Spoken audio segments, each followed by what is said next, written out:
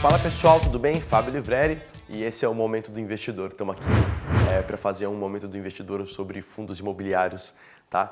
Bom, então vamos começar. Eu vou começar falando dos conceitos do porquê ter fundos imobiliários, por que pode ser interessante ter fundos imobiliários e também para quem, tá? Bom, basicamente, os fundos imobiliários, eles têm os conceitos de compra bem claros, tá? Ele tem uma previsibilidade de rendimento. Então, você fazendo uma boa análise, dependendo do fundo imobiliário, você consegue saber exatamente, né, quanto que ele vai distribuir ao longo daquele ano e você sabe quanto que você vai estar ganhando ali por mês nesses rendimentos. Pode ter um desviozinho ou outro, lógico, mas você consegue ter uma média bem boa na previsibilidade de rendimentos. Tá? Assim como se você comparar com uma ação, no caso de uma elétrica de transmissão, como uma Taesa, vamos assim dizer. Tá? Outro conceito de compra de fundos imobiliários é que você tem rendimentos caindo na conta mensalmente. Então vamos lá, você comprou um fundo imobiliário, ele foi lá, captou o dinheiro dos investidores, comprou um imóvel, alugou, fez contratos de 5, de 10 anos e todo mês ele recebe esses aluguéis no fundo e distribui para os seus investidores. Assim você vai ter todo mês aquele rendimento caindo na sua conta, da mesma forma quando você compra um imóvel. Tá? E você tem outro fator muito importante dos fundos imobiliários, que é o que faz você conseguir aumentar o seu patrimônio e aumentar a sua renda com fundos imobiliários ao longo do tempo, que é a capacidade de reinvestimento mensal. Vamos supor que você vai lá comprar um fundo de investimento imobiliário, vamos supor o CXBR11, tá? E o CXBR11 ele custa R$100 para você comprar cada cota.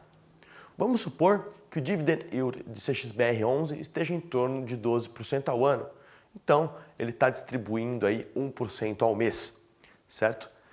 Vamos supor também que você tenha 100 cotas de CXBR11, tá? Então você tenha lá R$10.000 em CXBR11. Esses R$10.000 distribuindo 1% para você, vai ter um rendimento ali mensal de aproximadamente R$100, fazendo com que todo mês você consiga comprar uma nova cota desse fundo. Essa capacidade de reinvestimento mensal, em que você tem 100, recebe 1, em que você tem 1.000, recebe 10, e que você tem 10.000, você recebe 100, faz com que o investidor que coloque R$10.000 em CXBR11, tá, que não existe, eu só estou usando como exemplo, mas em CXBR11, que vale R$100, ele consiga estar todo mês comprando uma cota nova. E aí, no próximo mês, ele vai receber mais, daí ele compra de novo. No próximo mês, ele vai receber mais. Então, quando você chega nesse número em que você consegue comprar uma cota todo mês com o dividendo que você recebe, todo mês, a partir dali, você vai estar recebendo mais do que no mês anterior. Tá? Então, por isso também que eu coloquei aqui que os rendimentos aumentam todo mês. Então, essas são as vantagens de você estar investindo em fundo imobiliário. Com imóvel, por exemplo, você não consegue fazer isso. Vamos supor que você tem um imóvel lá, vamos colocar de R$1 milhão, que você aluga esse imóvel por R$7.000 por mês. Tá? Você não vai conseguir todo mês pegar esses 7.000 e reinvestir ali para conseguir aumentar esse aluguel. Nos fundos imobiliários, isso é possível, justamente por ter cotas separadas e você poder comprar pequenas parcelas, tá bom? Bom, vamos falar sobre os tipos de fundos imobiliários, tá? Nós temos o de tijolo, onde ele tem algumas vantagens, né? Você tem uma garantia realmente física.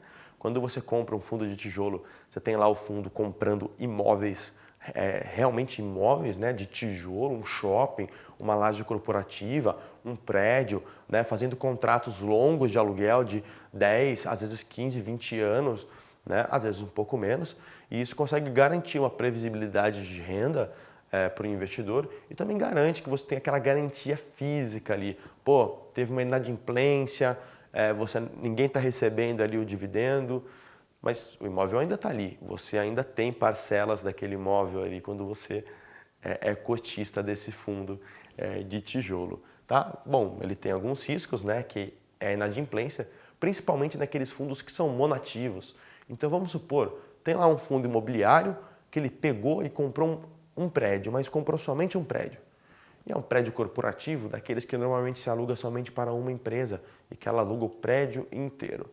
Então vamos supor que tem lá alugado para um banco, e aí o banco resolve sair desse prédio e, não sei, às vezes está desabilitando aquela sede ou está trocando de local, né?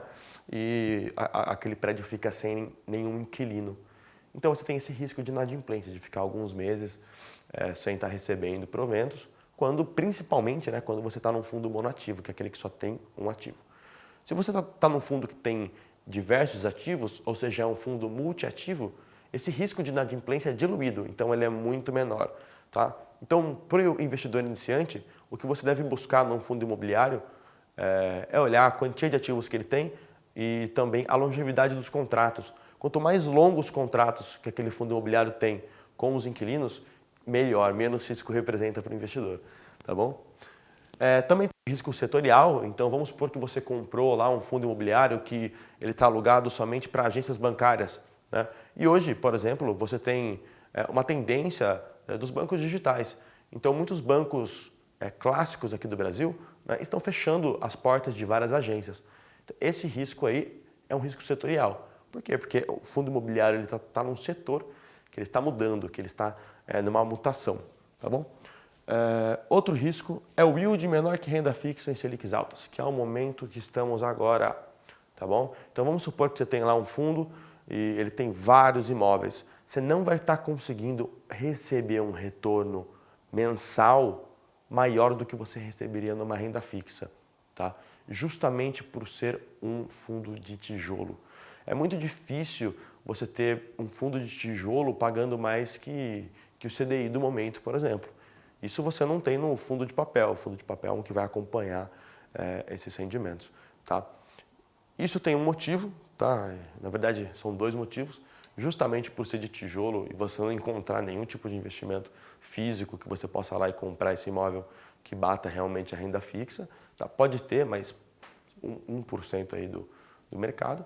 Né? Mas também tem a inflação no jogo. Tá? Quando a gente está num fundo de tijolo, a gente está recebendo o aluguel. Só que a gente não está contabilizando que o imóvel ele também tem a correção pela inflação. Então, o ideal na sua conta que você tem que fazer é o yield que você está recebendo de distribuição de lucros, mais a inflação que aquele imóvel está se valorizando ao longo do tempo. Tá? Então, é por isso que eles não conseguem pagar realmente um yield como pagam o de papel. Tá bom? Bom, vamos falar do risco de mercado também. Tá? Então, o fundo de tijolo também tem o risco de mercado, que é o risco que todos os produtos têm. É o risco da economia mesmo. Tá? E aí tem o fundo de papel. Tá? As vantagens do fundo de papel é que o fundo de papel consegue acompanhar os yields da renda fixa.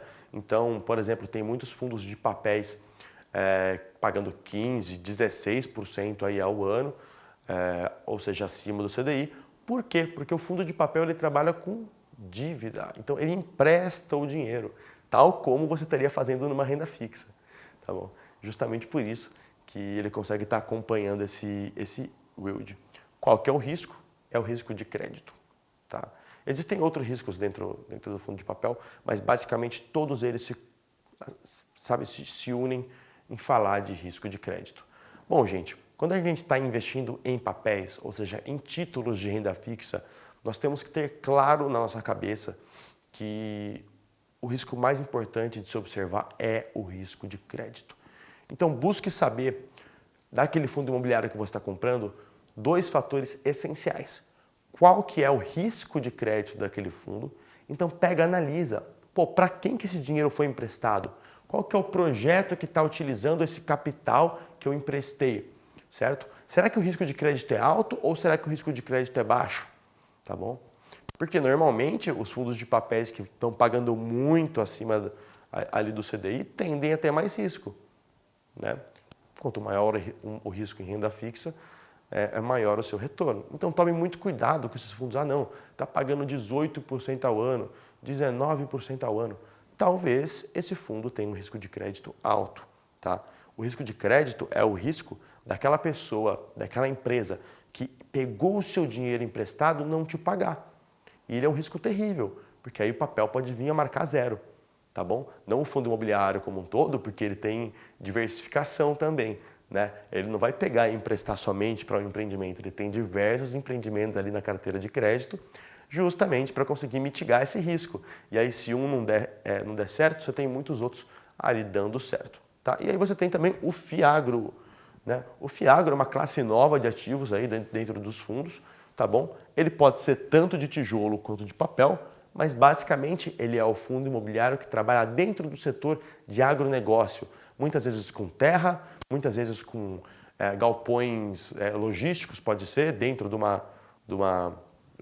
mundo aí de agro, algumas vezes mexendo com locais de armazenamento de grãos, por exemplo, então pode ter muita coisa aí dentro do FIAGRO. É um segmento ainda novo e que está crescendo muito aí dentro do mercado de FIIs. Tá? Então, quis enaltecer o FIAGRO aqui, mesmo muitos estão considerando como um fundo imobiliário, porque eu acho que é muito pertinente. Tá bom? Então, o fundo imobiliário é isso, vale muito a pena ter, depende muito também do investidor. Tem investidor que vai fazer mais sentido ter ações, tem investidor que vai fazer mais sentido ter fundos imobiliários, tem investidor que vai fazer sentido ter os dois, tá? Mas bom, esse foi o Momento do Investidor de hoje e muito obrigado, gente. Valeu, até a próxima.